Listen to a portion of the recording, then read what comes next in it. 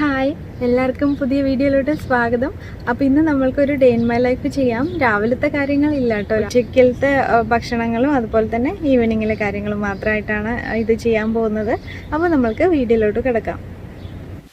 അപ്പോൾ ഇത് നല്ലൊരു മഴയോട് കൂടിയിട്ടാണ് തുടങ്ങണത്. നല്ല മഴയാണ്, ശരിക്കും തലേ ദിവസം തന്നെ തുടങ്ങിയൊരു മഴയാണ്.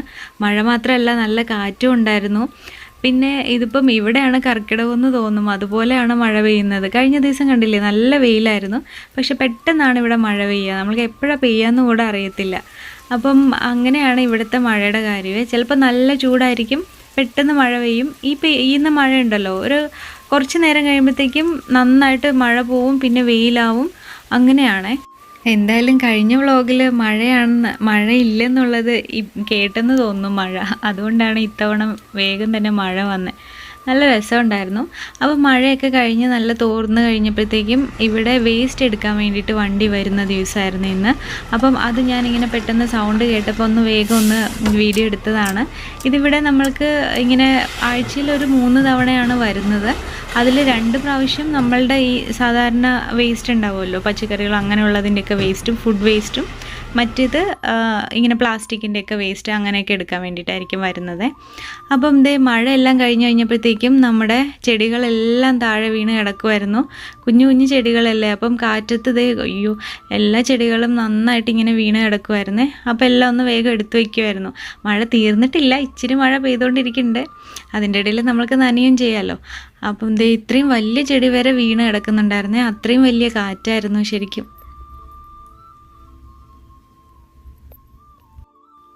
അപ്പോൾ ഇനി നമ്മൾക്ക് മഴയൊക്കെ പോയി കഴിഞ്ഞ് അപ്പം ഈ തോട്ടമല്ല, ബാൽക്കണിയുടെ ഒരു ചെറിയൊരു തോട്ടം, അതിൽ ഉണ്ടായിട്ടുള്ള വെള്ളരിക്കയും ബീൻസും ഒക്കെ പറിക്കാമെന്ന് വിചാരിച്ചിട്ടാണ്. ഒരുപാടൊന്നുമില്ല, ശരിക്കും 1-2 ഉള്ളൂ. പക്ഷെ അത് നമ്മൾ തനിയെ ഉണ്ടാക്കി വളർന്ന് വരുന്നതായതുകൊണ്ട് അതൊരു സ്പെഷ്യലായിരിക്കുമല്ലോ അല്ലേ. അതിപ്പോൾ എത്രയാണെങ്കിലും നമ്മളത് എത്ര എണ്ണമാണെന്നൊന്നും നോക്കത്തില്ല. അത് ഒരെണ്ണമാണ് കിട്ടുന്നതെങ്കിൽ കൂടെ അതിൻ്റെ സന്തോഷം ഒന്ന് വേറെ തന്നെയാണ്. പിന്നെ ഇതൊക്കെ ചെറുതായിട്ട് നിൽക്കുന്നത് നമ്മുടെ മണ്ണൊക്കെ ഇത്തിരി ഉള്ളതുകൊണ്ടാണ്. ചെറിയ ചട്ടിയിലൊക്കെ അല്ലേ വെച്ചിരിക്കുന്നത്, അപ്പോൾ അതുകൊണ്ടാണ് ഇതിൻ്റെ സൈസൊക്കെ ഇങ്ങനെ ഇരിക്കുന്നത്. ഇപ്പോൾ താഴെ മണ്ണിലൊക്കെയാണ് ഇടുന്നതെങ്കിൽ ശരിക്കും നന്നായിട്ട് കുറച്ചുകൂടെ നല്ല നീളത്തിൽ വളരും ഈ വെള്ളരിക്കയൊക്കെ. ഇപ്പം കുറച്ചല്ലേ മണ്ണും വെള്ളമൊക്കെ അവർക്ക് കിട്ടുന്നുള്ളൂ, അതുപോലെ തന്നെ വെയിലുമൊക്കെ. അതുകൊണ്ടാണ് ഇതിൻ്റെയൊക്കെ ഇത് ഇത്രയും കുറച്ച് കായ്ക്കുന്നതും അതുപോലെ തന്നെ ഷേപ്പും കുഞ്ഞതായിട്ടിരിക്കുന്നത്. അപ്പം ഈ ഒരു ചെടിയിൽ നിന്ന് തന്നെ 2 വെള്ളരിക്ക കിട്ടിയിട്ടുണ്ട്. പിന്നെ ഈ വെള്ളരിക്കയിൽ മുള്ളുള്ള വെള്ളരിക്കയാണ്, അതുകൊണ്ട് സൂക്ഷിച്ചിട്ടൊക്കെയാണ് മുറിക്കേണ്ടത്. കയ്യിലൊക്കെ ശരിക്കും കുത്തിക്കയറും. പിന്നെ അടുത്ത ചെടിയിൽ ഒരു വെള്ളരിക്ക, ഇതാ ഞാൻ പറഞ്ഞ പഴുത്തിട്ടുണ്ട് ഈ വെള്ളരിക്ക. ഇതാണ് ആദ്യം വന്ന വെള്ളരിക്ക. അപ്പോൾ അത് പഴുത്തിട്ടും ഉണ്ട്. അപ്പം ഞാൻ ഓർത്ത് വന്നാൽ ഇത് പറിക്കണ്ട, നമ്മൾക്കത് അങ്ങനെ ഇരുന്നോട്ടെ, ആദ്യത്തെ വെള്ളരിക്കയല്ലേ. അപ്പോൾ അത് വിത്തായിട്ട് അടുത്ത വർഷം ഉപയോഗിക്കാമെന്ന് പറഞ്ഞിട്ട് അങ്ങനെ വെച്ചിരിക്കുവാണേ.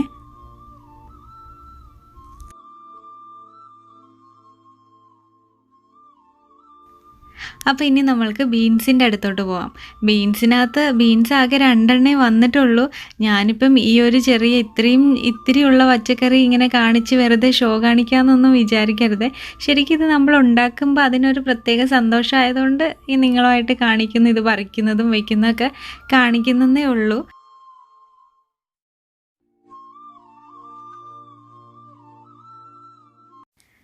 അപ്പോൾ ഇത്രയാണ് നമ്മൾക്ക് കിട്ടിയിരിക്കുന്നത്. വെള്ളരിക്ക കാണുമ്പം കുഞ്ഞു കുഞ്ഞു വഴുതിനിങ്ങ പോലെ ഉണ്ടല്ലേ, അതുപോലെ ഇരിക്കുന്നത്. അപ്പോൾ ഇനി നമ്മൾക്ക് ഇതിപ്പം പ്രത്യേകിച്ച് അങ്ങനെ ഉണ്ടാക്കാനൊന്നും പറ്റില്ല. വെള്ളരിക്ക ഒന്ന് സാലഡ് ഉണ്ടാക്കാമെന്ന് വിചാരിച്ചിട്ടാണ്. പിന്നെ ഇന്നിപ്പം ബീൻസ് തോരനല്ല മെഴുക്കുവരട്ടിയാണ് വെക്കാൻ വേണ്ടിയിട്ട് പ്ലാൻ ചെയ്തിരിക്കുന്നത്. അപ്പോൾ അതുകൊണ്ട് കൂടിയിട്ടാണ് ഈ ബീൻസ് പറിച്ചത്. ശരി, 2 നമ്മൾ അതിൻ്റെ കൂടെ ഇട്ട് കഴിക്കാമല്ലോ എന്ന് വിചാരിച്ചിട്ട്. ഇത് ഇപ്പോഴും മേഘമൊക്കെ മൂടിയിട്ടാണ് ഇരിക്കുന്നത് കേട്ടോ. മഴ ഇനിയും പെയ്യാനുള്ള ചാൻസൊക്കെ ഉണ്ടെന്ന് തോന്നുന്നു. അപ്പോൾ ഇനി നമ്മൾക്ക് വെള്ളരിക്ക കൊണ്ട് സാലഡ് ഉണ്ടാക്കിയിട്ട് പിന്നെ ഉച്ചയൂണിനുള്ള പരിപാടികളൊക്കെ നോക്കാം.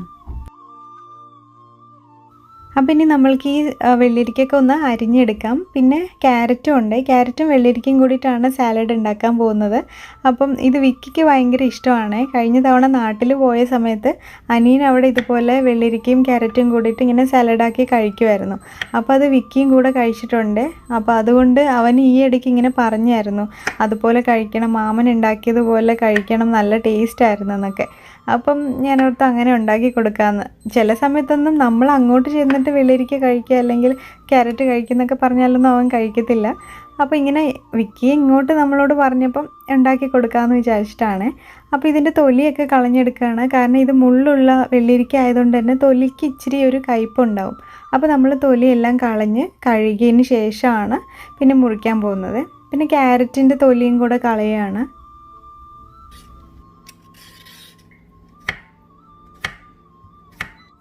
പിന്നെ നമ്മൾക്ക് ഇതേപോലെ തന്നെ നമ്മൾക്ക് പുട്ടുവെള്ളരിക്ക എന്ന് പറഞ്ഞിട്ടൊരു വെള്ളരി കിട്ടുമല്ലോ, അത് നമ്മൾക്ക് തൊലിയോട് കൂടെ തന്നെ കഴിക്കാൻ പറ്റും. നല്ല ടേസ്റ്റാണ് അതിന്. ഇത് കണ്ടോ, ചെറുതാണെങ്കിൽ നന്നായിട്ട് ഉള്ളൊക്കെ മൂത്തിട്ടുണ്ട്. ഇനി അപ്പോൾ അടുത്തത് ക്യാരറ്റും കൂടെ ഇതേപോലെ തന്നെ കട്ട് ചെയ്യുവാണ്, റൗണ്ടാക്കിയിട്ട് തന്നെ കട്ട് ചെയ്യുവാണ്. അതിനുശേഷം ക്യാരറ്റും വെള്ളരിക്കയും കൂടെ ഒരുമിച്ച് ഒരു പ്ലേറ്റിലോട്ട് ഇട്ടിട്ട് പിന്നെ കുറച്ചൊന്ന് നാരങ്ങ നീര് ചേർക്കണം. അപ്പോൾ കുറച്ച് നല്ല ടേസ്റ്റ് ആയിരിക്കും. അതിനുശേഷം അത് മിക്സ് ചെയ്തിട്ട് പിന്നെ കഴിക്കുമായിരുന്നേ. എല്ലാവരും കൂടെ കഴിക്കുകയൊക്കെ ചെയ്തു. പിന്നെ ഇനിയിപ്പം ബീൻസ് നമ്മൾക്ക് മുറിച്ചെടുക്കാം. ഇത് ഞാൻ ഇങ്ങനെ നീളത്തിലൊരു സൈഡിലോട്ട് ആക്കിയിട്ട് ഇങ്ങനെയാണ് കട്ട് ചെയ്യുന്നത്. അപ്പം അത് കുറച്ചുകൂടെ നല്ല ടേസ്റ്റ് ആയിരിക്കും, മെഴുക്കുവരട്ടി ഉണ്ടാക്കാനല്ലേ, അപ്പോൾ അതിന് വേണ്ടിയിട്ട്. പിന്നെ നമ്മൾക്ക് ബീൻസൊക്കെ കട്ട് ചെയ്ത് കഴിഞ്ഞിട്ട് ഇന്ന് ഉണ്ടാക്കാൻ പോകുന്നത് മാമ്പഴ പുളിശ്ശേരിയാണ്. സ്പെഷ്യലായിട്ടുള്ളൊരു ഡിഷാണല്ലോ അല്ലേ ഇത്. എല്ലാവർക്കും ഇഷ്ടപ്പെടുന്ന ഒരു വിഭവമാണ്, തനി നാടനായിട്ടുള്ളൊരു ഐറ്റം. അപ്പോൾ നമ്മൾക്ക് അതിന് വേണ്ടിയിട്ട് ഇവിടെ മാങ്ങയൊക്കെ വലിയ മാങ്ങയാണ് കിട്ടാറുള്ളത് ശരിക്കും. അപ്പം ഞാൻ അതിനകത്തു നിന്ന് ഒരു കുഞ്ഞ് 2 മാങ്ങ കിട്ടിയപ്പോൾ മാറ്റി വെച്ചതാണ് ഈ പുളിശ്ശേരി ഉണ്ടാക്കാൻ വേണ്ടിയിട്ട്.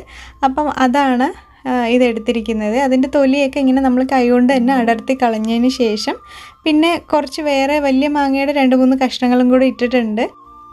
അപ്പോൾ ഇനി നമ്മൾക്ക് ഇതിലോട്ട് ഒരു 2-3 പച്ചമുളക് ചേർക്കാം. പിന്നെ കുറച്ച് കറിവേപ്പിലയും കൂടെ ചേർക്കാം. കൂടുതൽ ചേർക്കണമെങ്കിൽ അത്രയും നല്ലത്.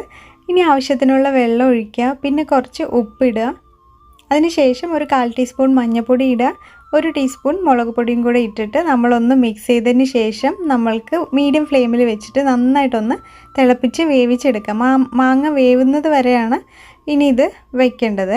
മൂടി വയ്ക്കാം നമ്മൾക്കിനി. അപ്പോൾ അത് വേവുന്ന സമയം കൊണ്ട് നമ്മൾക്ക് തേങ്ങ അരച്ചെടുക്കാം. ഇതിലോട്ട് 2 പച്ചമുളക്, 1 കപ്പ് തേങ്ങയാണ്, അതും പിന്നെ കുറച്ച് ജീരകം, ഒരു 1/4 ടീസ്പൂണോളം ജീരകം കൂടെ ഇട്ടിട്ട് ആവശ്യത്തിനുള്ള വെള്ളം കൂടെ ചേർത്തിട്ട് നല്ല പേസ്റ്റ് പോലെ അരച്ചെടുക്കുകയാണ് ചെയ്യേണ്ടത്. അപ്പോഴത്തേക്കും നമ്മുടെ മാമ്പഴം നന്നായിട്ട് വെന്തിട്ടുണ്ട്. ഇത് വെള്ളമൊക്കെ നന്നായിട്ട് വറ്റി. ഇനി നമ്മൾക്ക് ഇതിലോട്ട് അരച്ച് വെച്ചിട്ടുള്ള അരപ്പ് ചേർക്കാം.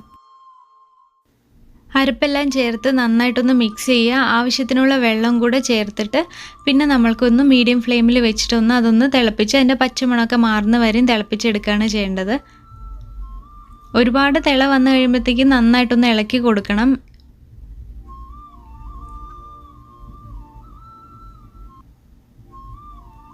അപ്പം ഇനി നമ്മൾ സ്റ്റൗ ഓഫ് ചെയ്തു. ഇത് മൺചട്ടി ആയതുകൊണ്ട് തന്നെ അതിൻ്റെ തിള ഉണ്ടാവും നമ്മൾക്ക് ഓഫ് ചെയ്താലും.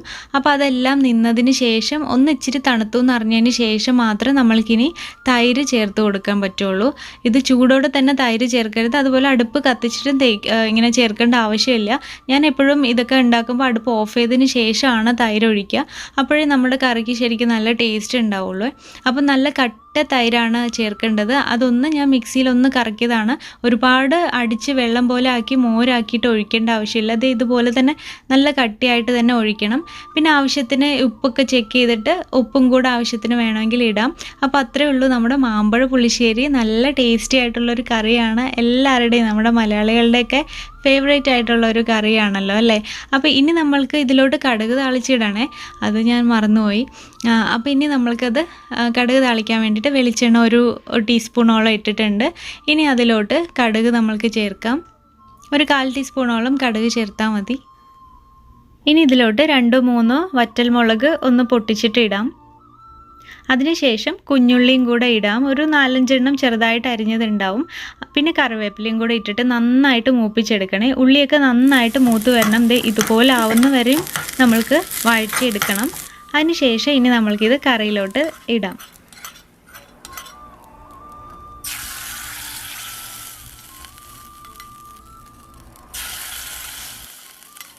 ഈ കടുക് താളിക്കുമ്പോൾ ഉള്ളൊരു മണം ഒരു പ്രത്യേക ഒരു മണമാണല്ലേ. അപ്പം അതേപോലെ തന്നെ അതിൻ്റെ ആ ഒരു ടേസ്റ്റും നല്ലൊരു സൗണ്ടും ഒക്കെ കേൾക്കാൻ തന്നെ ഒരു പ്രത്യേക രസമാണ്.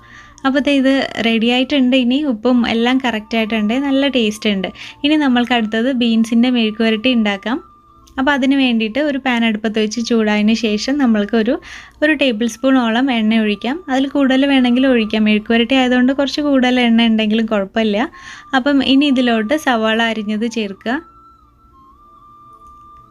ഇവിടെയൊക്കെ വെള്ള സവാളയാണ് കിട്ടുക കൂടുതൽ, അതുകൊണ്ടാണ് ഞാൻ എപ്പോഴും വെള്ള കളറിലുള്ള സവാള ഉപയോഗിക്കുന്നത്. ഇനി നമ്മൾക്ക് സവാള നന്നായിട്ട് വഴറ്റിയെടുക്കുകയാണ് ചെയ്യേണ്ടത്. നന്നായിട്ട് വഴണ്ടതിന് ശേഷം പൊടികളൊക്കെ ചേർക്കണം. ആദ്യം തന്നെ ഒരു 1/4 ടീസ്പൂണോളം മഞ്ഞൾപ്പൊടി ചേർക്കാം. പിന്നെ ഒരു എരിവിനനുസരിച്ച് ഒരു ഫുൾ ടീസ്പൂണോളം നമ്മൾക്ക് മുളക് പൊടിയും കൂടെ ചേർക്കണം. ഇതൊന്ന് മിക്സ് ചെയ്തതിന് ശേഷം മുളക് പൊടി ചേർത്താൽ മതി. പിന്നെ ഞാൻ ഇതിലോട്ട് ഒരു ടീസ്പൂണോളം സാമ്പാർ പൊടിയും കൂടെ ചേർക്കുന്നുണ്ട്. ഇനി ഇതിന് ശേഷം ഇത് നന്നായിട്ടൊന്ന് വഴറ്റിയെടുക്കുക. അതിൻ്റെ ആ ഒരു പച്ചമണമൊക്കെ മാറുന്നത് വരെ ഒന്ന് വഴറ്റാം നമുക്ക്. ഇത് തീ കുറച്ചിട്ടിട്ട് വേണം വഴറ്റാൻ വേണ്ടിയിട്ട്, ഇല്ലെങ്കിൽ നമ്മുടെ പൊടികളൊക്കെ പെട്ടെന്ന് കരിഞ്ഞു പോവും. അപ്പോൾ ഇത് നമ്മുടെ ബീൻസൊക്കെ അരിഞ്ഞ് വെച്ചതുണ്ട്, അത് ഇതിലോട്ട് ചേർക്കുക. ഇനി ഇത് നന്നായിട്ടൊന്ന് മിക്സ് ചെയ്യുക. ആദ്യം മിക്സ് ചെയ്തതിന് ശേഷം ഇനി ഇതിലോട്ട് ആവശ്യമായിട്ടുള്ള ഉപ്പും കൂടെ ചേർക്കാം നമുക്ക്. അതിനുശേഷം ഒന്ന് വീണ്ടും നന്നായിട്ടൊന്ന് വഴറ്റിയെടുക്കുക. വഴറ്റിയതിന് ശേഷം പിന്നെ നമ്മൾക്ക് ഇങ്ങനെ തന്നെ വെക്കണം. വേവിക്കാൻ വേണ്ടിയിട്ട് മീഡിയം ഫ്ലെയിമിൽ വെച്ചാൽ മതി. വെള്ളം ഒന്നും ചേർക്കേണ്ട ആവശ്യമില്ല. ഇത് ഇതേപോലെ വെച്ചിട്ട് ഇടയ്ക്കിടയ്ക്ക് ഒന്ന് ഇളക്കി കൊടുത്തിട്ട് ഒന്ന് വഴറ്റിയെടുക്കുക. അല്ലെങ്കിൽ ഒരു ഫ്രൈ ആക്കി എടുക്കുകയാണ് ചെയ്യേണ്ടത്. ഒരുപാട് ഫ്രൈ ആക്കി മുരിഞ്ഞെടുക്കേണ്ട ആവശ്യമില്ല. ചെറുതായിട്ടൊന്ന് വെന്ത് കിട്ടുന്നത് വരെ ഒന്ന് ഫ്രൈ ആക്കി എടുക്കാം. അപ്പോൾ ഇത് കണ്ടു, ബീൻസ് നന്നായിട്ട് വെന്തിട്ടുണ്ട്. നല്ല ഫ്രൈ പോലെ ആയിട്ടുണ്ട് ശരിക്കും. എന്നാലും ഒരുപാടായിട്ടില്ല. നല്ല ടേസ്റ്റാണ് ഇങ്ങനെ കഴിക്കാൻ വേണ്ടിയിട്ട്. ഇനി നമ്മൾക്ക് ചോറിന് വേണ്ടിയിട്ട് കുറച്ച് മുളകും കൂടെ വറുത്തെടുക്കുകയാണ്. ഇത് ഞാൻ നാട്ടിൽ നിന്ന് കൊണ്ടുവന്നതാണ്. അമ്മ വീട്ടിലുണ്ടാക്കിയിട്ടുള്ള മുളകാണിത്. അപ്പോൾ അതും കൂടെ വറുത്തെടുത്ത് കഴിഞ്ഞു. നമ്മുടെ ലഞ്ചിനുള്ള എല്ലാ പരിപാടികളും ആയി. അപ്പോൾ നമ്മൾ ചോറും ബീൻസ് ഉപ്പേരിയും അതുപോലെ മുളക് വറുത്തതും പിന്നെ ഒരു ഇച്ചിരി നാരങ്ങ അച്ചാറും ഉണ്ട്. അപ്പോൾ നമ്മൾ ചോറിലോട്ട് മാമ്പഴ പുളിശ്ശേരിയൊക്കെ ഒഴിച്ചിട്ട് ഇനി നമ്മൾക്ക് കഴിക്കാം.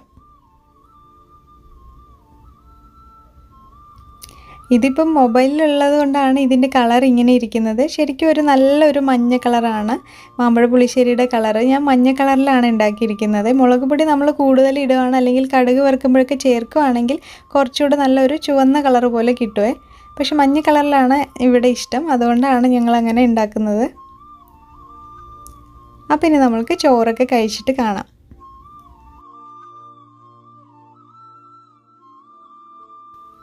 അപ്പോൾ ഉച്ചയൂണൊക്കെ കഴിഞ്ഞിട്ട് അടുത്ത ഒരു സംഭവം എന്ന് പറയുന്നത് ഞാനൊരു അൺബോക്സിങ് ചെയ്യാൻ പോവുകയാണ്.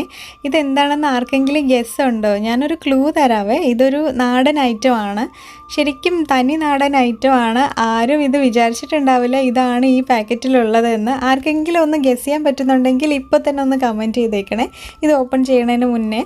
അപ്പം ഇതിപ്പം നമ്മളിവിടെയൊക്കെ ഇരിക്കുമ്പോൾ, പുറത്തിരിക്കുമ്പോൾ ശരിക്കും ഇങ്ങനെയൊക്കെ ഒന്ന് ഓർഡർ ചെയ്ത് പോവും ശരിക്കും. കാരണം ഇത് കിട്ടാത്ത സാധനങ്ങളാണ്. അപ്പോൾ അതുകൊണ്ട് പിന്നെ കുറേ നാളായിട്ട് ഇങ്ങനെ ഒരു കൊതി കൊണ്ട് ഇങ്ങനെ ഓർഡർ ചെയ്തതാണ്. ശരിക്കും ഇതിനൊക്കെ കൊതി വരുമോയെന്ന് ആലോചിക്കാം നിങ്ങൾക്ക്. പക്ഷേ ശരിക്കും അത് പുറത്തുള്ളവരോട് ചോദിച്ചു കഴിഞ്ഞാലേ അറിയത്തുള്ളൂ. ഇങ്ങനെ നമ്മൾക്ക് ഈ നാടൻ ഐറ്റംസൊക്കെ കാണുമ്പോൾ അത് എന്താണെങ്കിലും അതിനോട് പ്രത്യേക ഒരു ഒരു ഇതായിരിക്കും. അപ്പം ഇത് എനിക്ക് തോന്നുന്നത് ആദ്യമായിട്ടായിരിക്കും ഇങ്ങനൊരു അൺബോക്സിങ് ചെയ്യുന്നത്. ഇതുവരെ യൂട്യൂബിൽ ആരും ചെയ്ത് കാണില്ല. അപ്പോൾ ഞാൻ എല്ലാം തുറക്കുകയാണ്. കണ്ടോ? അപ്പോൾ ഇതെന്താണെന്ന് മനസ്സിലായോ നിങ്ങൾക്ക്? മനസ്സിലായി കാണും. വാഴൽ തന്നെ ഇതാണ് ഓർഡർ ചെയ്തിരിക്കുന്നത്. ഇപ്പം എല്ലാവരും ചിരിക്കുന്നുണ്ടാവുമായിരിക്കും ചിലപ്പോൾ. ഇതൊക്കെയാണോ ആരെങ്കിലും പൈസ കൊടുത്ത് ഓൺലൈനിൽ വാങ്ങിക്കുന്നതെന്ന് വിചാരിച്ചിട്ട്. പക്ഷേ ഇത് ഒത്തിരി നാളായിട്ട് ഇങ്ങനെ വിചാരിക്കുന്നതാണ്. വാഴയിലയിൽ കുറേ കാര്യങ്ങൾ ഇങ്ങനെ ചെയ്യണമെന്ന്. അപ്പോൾ ഇവിടെ ഒന്നും കിട്ടില്ല എന്തായാലും വാഴയില. അപ്പം ഇങ്ങനെ ഓൺലൈനിൽ വെറുതെ നോക്കിയതാ, ഉണ്ടോ ഇല്ലയെന്ന് പറഞ്ഞിട്ട് ഇങ്ങനെ സെർച്ച് ചെയ്തപ്പോഴത്തേക്കും കണ്ടു. അപ്പോൾ ഉടനെ തന്നെ അതങ്ങ് ഓർഡർ ചെയ്തു. ഒത്തിരി നാളായി ഓർഡർ ചെയ്തിട്ട് ഇപ്പോഴാണ് കിട്ടിയത്. ഭക്ഷണം കഴിക്കണതിന് മുന്നേ കിട്ടിയിരുന്നെങ്കിൽ അത് ഇതിനകത്ത് ഇലയൊക്കെ മുറിച്ചിട്ടൊന്ന് ഭക്ഷണം കഴിക്കാമായിരുന്നു. പക്ഷേ കുഴപ്പമില്ല, ഇത് നല്ല ഫ്രഷായിട്ട് തന്നെ ഇരിക്കുന്നത് കേട്ടോ. നമ്മൾക്ക് ഇനി ഇത് നമ്മൾ ഫ്രീസറിലാണ് എടുത്ത് വെക്കേണ്ടത്. സാധാരണ ഫ്രിഡ്ജിൽ വെച്ച് കഴിഞ്ഞാൽ അത് കേടുവന്ന് പോവേ. പിന്നെ ഇത് ഒരു വാഴയുടെ വലിയ ഇലയാണ് കേട്ടോ. ഇത് കാണുമ്പോൾ ഇങ്ങനെ മടക്കി ഇരിക്കുന്നുണ്ടെങ്കിലും ഇപ്പം ഞാൻ നിവർത്തിയിട്ട് ഇങ്ങനെ കാണിച്ചു തരാം.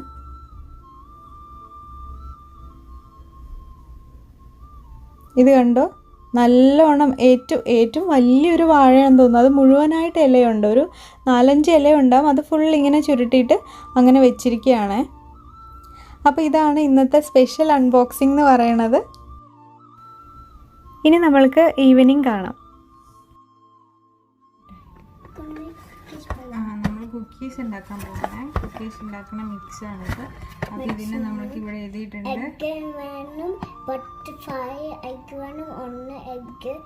one teaspoon വാട്ടർ വേണം, 1 ടേബിൾ സ്പൂൺ വെള്ളം വേണം.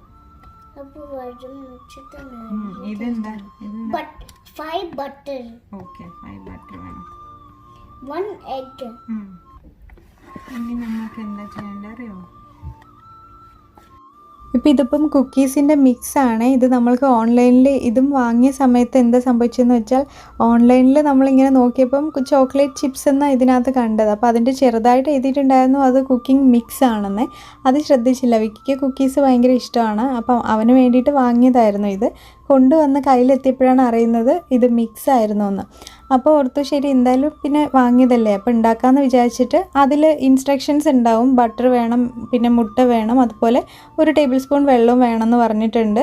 അപ്പോൾ അതെല്ലാം അതേപോലെ തന്നെ അതിനകത്ത് പറഞ്ഞ പോലെ തന്നെ ആട്ടോ, എല്ലാം കൂടെ ഇട്ടിട്ട് ആദ്യം ഒന്ന് മിക്സ് ചെയ്യുക. നമ്മൾ ബ്ലെൻഡർ വെച്ച് ചെയ്യാനാണ് പറഞ്ഞിരിക്കുന്നത്. അപ്പോൾ അതേപോലെ ഒന്ന് മിക്സ് ചെയ്തതിന് ശേഷം പിന്നെ നമ്മൾക്ക് പൊടി കുറച്ചായിട്ട് ഇട്ട് കൊടുത്ത് മിക്സ് ചെയ്തുകൊണ്ടേ ഇരിക്കാം. ഇനി ഇത് നമ്മളൊന്ന് കുഴച്ചെടുത്തിട്ട് ഇതിങ്ങനെ ബോൾസ് ആക്കിയിട്ട് വെക്കുകയാണ് ചെയ്യേണ്ടത്. അപ്പോൾ ഞാൻ എൻ്റെ ഇങ്ങനെ ട്രേ ഇല്ല, വലിയ ട്രേ ഇല്ല. ട്രേ ഉണ്ടെങ്കിൽ അതിൽ വെച്ചിട്ട് ഓവനിൽ വെക്കണമായിരിക്കും നല്ലത്, എന്നാലും നല്ല ഷേപ്പ് കിട്ടുള്ളൂ. പക്ഷേ ഇതിപ്പോൾ ഞാൻ സിൽവർ ഫോയിലിൽ ഇങ്ങനെ ഓരോരോ ബോൾസ് ആക്കിയിട്ട് വെക്കുകയാണ്.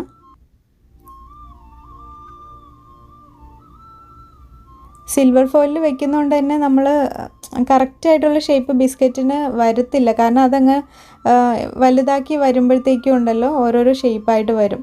അപ്പോൾ ഞാൻ ഓവൻ ആദ്യമേ പ്രീ ഹീറ്റ് ചെയ്തിട്ട് പിന്നെയാണ് വെക്കുന്നത്. 350 ഡിഗ്രി ഫാരൻഹീറ്റിലാണ് ഇത് വെച്ച് കുക്ക് ചെയ്യുന്നത്. ഒരു 13 മിനിറ്റ് എടുത്തിട്ടുണ്ടായിരുന്നു. ഇതൊക്കെ ആ കവറിനകത്ത് ഉണ്ടാവും കേട്ടോ. ആ ഒരു ഇൻസ്ട്രക്ഷൻ അനുസരിച്ചിട്ടാണ് ചെയ്തത്. അപ്പം 13 മിനിറ്റിന് ശേഷം നമ്മുടെ കുക്കീസൊക്കെ റെഡി ആയിട്ടുണ്ട്. ഇനി ഇത് നമ്മളൊന്ന് എടുത്തിട്ട് തണുക്കാൻ വേണ്ടിയിട്ട് വെക്കണേ. കാരണം ഇപ്പോൾ നമ്മൾക്ക് ശരിക്കും നല്ല സോഫ്റ്റ് ആയിരിക്കും, ഈ കേക്കൊക്കെ പോലെ തന്നെ ഇരിക്കും. ഇത് നന്നായിട്ടൊന്ന് തണുക്കാൻ ഇങ്ങനെ തന്നെ പുറത്ത് തന്നെ ഇങ്ങനെ തണുക്കാൻ വെച്ച് കഴിഞ്ഞിട്ട് കുറേ നേരം ഒരു 1 മണിക്കൂർ 2 മണിക്കൂറൊക്കെ വെക്കണം. ഇല്ലെങ്കിൽ ഫ്രിഡ്ജിലാണെങ്കിൽ എടുത്ത് വെക്കാം തണുത്തതിന് ശേഷം. അപ്പം അതിന് ശേഷം നമ്മൾക്ക് നന്നായിട്ട് ക്രിസ്പി ആയിട്ട് കിട്ടിക്കോളും. അപ്പോൾ ഇത് കണ്ടോ, ആ ട്രേ ഇതിനകത്ത് കുറച്ച് ഗ്യാപ്പൊക്കെ ഉള്ളത് കൊണ്ടാണ് ഇതിൻ്റെ ഷേപ്പൊക്കെ ഇങ്ങനെ ആയിട്ട് വന്നിരിക്കുന്നത്. പക്ഷേ ടേസ്റ്റൊക്കെ നമുക്ക് കടയിൽ നിന്ന് കിട്ടുന്ന ആ ഒരു ടേസ്റ്റ് തന്നെയാണ്, കാരണം റെഡിമെയ്ഡ് മിക്സ് ആണല്ലോ. അപ്പോൾ പിന്നെ അതുപോലെ തന്നെ ആയിരിക്കും. അപ്പം ഈവനിങ്ങിലെ കാര്യങ്ങളൊക്കെ കഴിഞ്ഞ് ഇങ്ങനെ ബിസ്ക്കറ്റ് എല്ലാം കഴിച്ച് അങ്ങനെ ഓരോരോ ക്ലീനിങ്ങും ബാക്കിയുള്ളതെല്ലാം ചെയ്ത് അങ്ങനെ ഒരു ദിവസം തീർന്നേ. അപ്പം അത്രയേ ഉള്ളൂ. ഞാൻ വ്ളോഗ് നിർത്തുകയാണ് ഇവിടെ തന്നെ. ഇതൊരു വ്യത്യസ്തമായിട്ടുള്ള പക്ഷി വന്നപ്പം ഞാനൊന്ന് വീഡിയോ എടുത്തതാണ്. ഇത് വ്ളോഗ് എടുത്തു കഴിഞ്ഞിട്ട് അടുത്ത ദിവസമാണ് കേട്ടോ, അടുത്ത ദിവസം രാവിലത്തെയാണ് ഞാൻ എടുത്തിരിക്കുന്നത്. അപ്പം അത്രയേ ഉള്ളൂ. നിങ്ങൾക്ക് എല്ലാവർക്കും ഈ വീഡിയോ ഇഷ്ടപ്പെട്ടു എന്ന് വിചാരിക്കുന്നു. ഇഷ്ടപ്പെട്ട് കഴിഞ്ഞാൽ ലൈക്ക് ചെയ്യാനും ഷെയർ ചെയ്യാനും, അതുപോലെ തന്നെ സബ്സ്ക്രൈബ് ചെയ്യാത്ത ആരെങ്കിലും കാണുന്നുണ്ടെങ്കിൽ ഒന്ന് സബ്സ്ക്രൈബും കൂടി ചെയ്തേക്കാനും മറക്കരുത്. ഇനി നമ്മൾക്ക് അടുത്തൊരു വീഡിയോയിൽ നമ്മൾക്ക് കാണാം. എല്ലാവർക്കും ഒരുപാട് താങ്ക്സ്. ബൈ.